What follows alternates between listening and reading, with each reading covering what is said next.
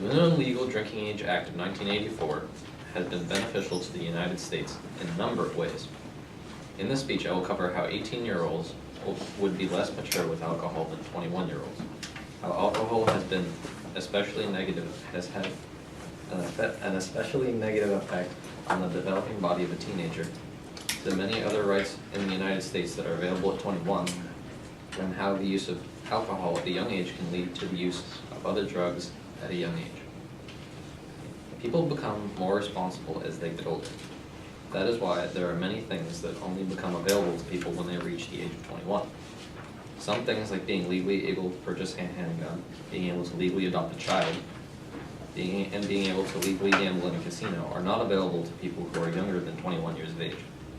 There are plenty of other things that people are not allowed to do until they are 21 years of age, because people who are younger than that usually are not responsible enough to be able to control their drinking. Is the average 18-year-old a responsible person? People usually tend to think of an 18-year-old as someone who is just out of high school and not as mature as an adult. So why would someone who wouldn't be considered to be very responsible be allowed to drink alcohol, an activity that demands a huge amount of responsibility? The point is that 18-year-old people tend to be less responsible than people who are 21 years old, and that allowing them to drink could cause them to be irresponsible with alcohol as well. 18-year-olds are just starting to begin working and starting college, both of which can be very stressful. This increase in stress can cause an 18-year-old to become more susceptible to binge drinking and other risky behavior because of their lack of maturity. But just because some teenagers are able to be responsible enough to stay away from binge drinking doesn't mean it won't cause harm to their body. Physical effects of alcohol, just to name a few, include things like liver damage, heart disease, brain damage, and ulcers. These effects are especially harmful to a person whose body is still developing. A teenager's body is still developing, and if someone drinks an alcoholic beverage while their body is still developing physically, this could damage the development of their body. The body of a developing human being is a delicate process. That is why children cannot take certain medicines because their developing liver may not be able to handle it and could cause serious damage to the liver. Teenagers should not be able to drink, especially when it puts them at an even greater risk of damaging their still developing body. Teenage drinking could have more negative effects than damaging a developing body. Allowing people at the age of 18 to drink alcohol could lead to the use of other illicit drugs at a younger age. This would make alcohol a gateway drug to more harmful drugs, a gateway drug. A study from the Journal of American Studies of Alcohol and Drugs found that the younger a person starts drinking alcohol, the more likely it is that they will begin using illicit drugs. If the minimum legal drinking age is lowered, then the number of teenagers that drink alcohol would increase, and therefore increase the number of teenagers that use other illicit drugs would increase as well.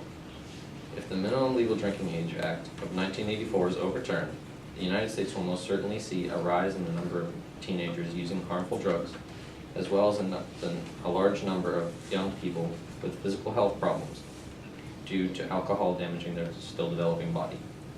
This is because the average American 18-year-old is not responsible enough to be able to handle the stress of joining the workforce and going to college, as well as having legal access to alcohol. That is why the United States Congress should not overturn the Minimum Legal Drinking Age Act of 1984.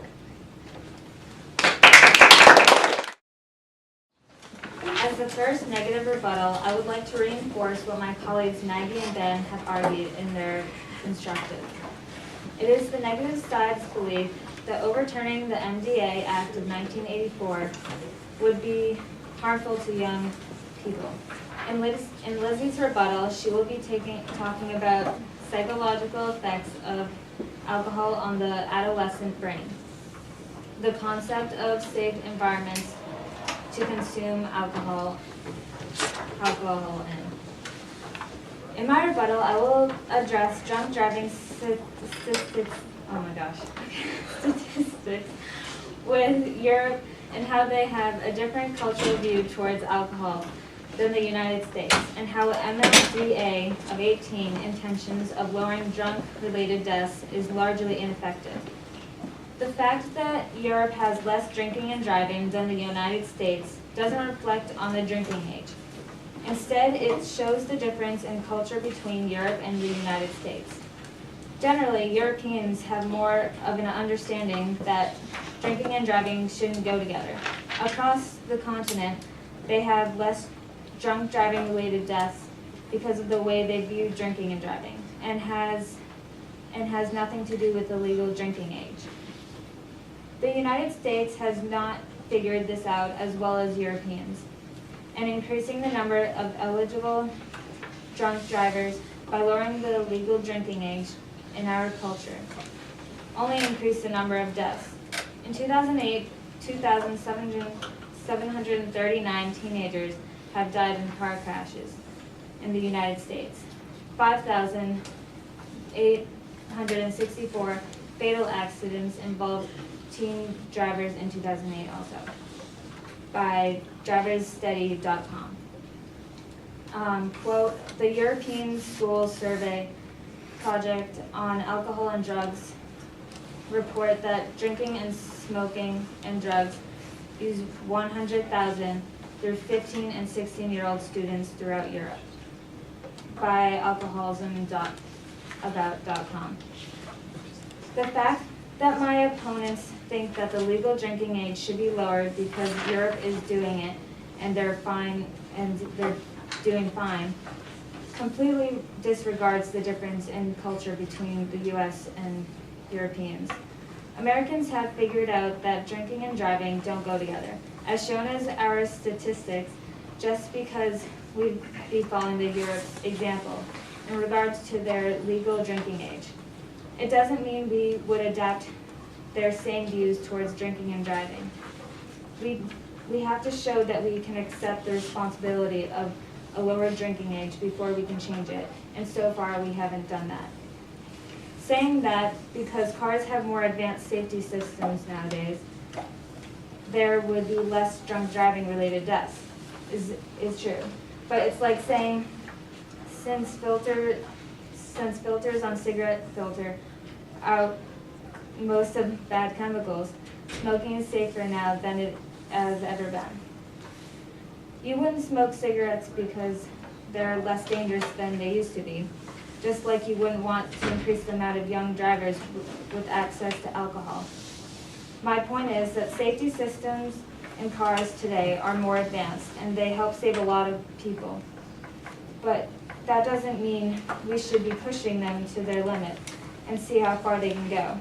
The safety features in cars are a last resort. The most important thing we can do to make sure our roads are safe is to be responsible drivers.